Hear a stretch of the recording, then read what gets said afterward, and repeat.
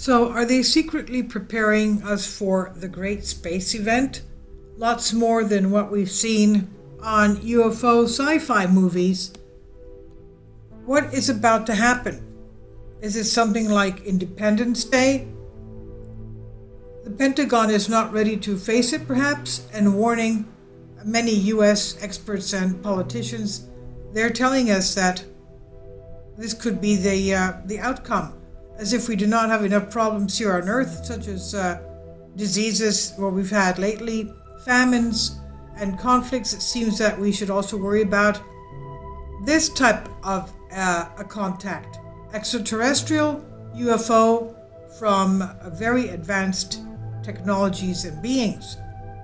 An article recently published in Politico notes that Russia and China are far ahead of the United States in terms of space militarization and development of means capable of rendering inactive machines, leading various drones and assets.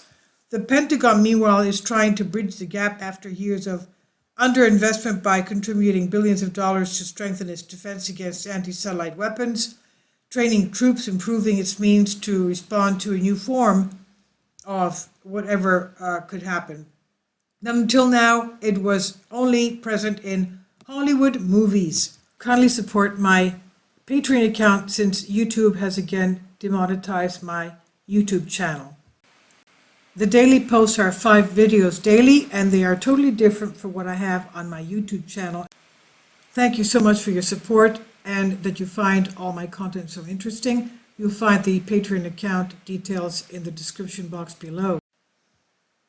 The Pentagon, meanwhile, is trying to bridge the gap after years of underinvestment by contributing billions of dollars strengthening defense against anti-satellite weapons.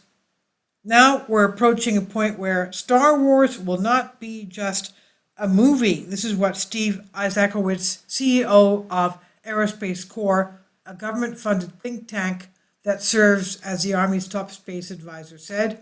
And according to Isakowitz, the United States can no longer afford to take its sovereignty for granted.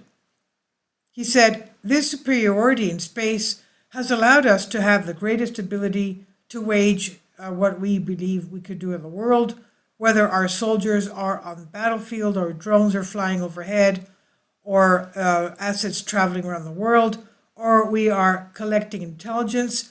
More and more every day, literally, we depend on it, and our opponents know it," he said. Unsurprisingly, former U.S. President Trump called for the creation of a Space Force, a separate military unit responsible for securing U.S. supremacy in space, a role currently played primarily by the Air Force. Similarly, Trump's new national security strategy described space for the first time as a vital interest and ordered the armed forces to consider space as a priority area. But that may not be enough. Mike Rogers, chairman of the House Subcommittee on Strategic Forces, predicts that space war could happen, and the question is just whether it will happen in the next couple of years or next 5 or 6 years, or 10 years. In this sense, Rogers is concerned about whether U.S. Air Force is paying enough attention to space. He says, "They always say we have what we plan for the future, but when asked to prioritize space this year, they say they cannot." And people need to remember that when it comes to protecting our Earth and our nation, our eyes and ears need to be in space. We cannot let our opponents take our eyes and ears off, as he said.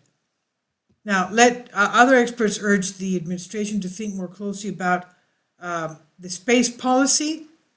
So Joanne Johnson-Fries, professor of national security at the Naval War College, doubts that space can be treated like any other area.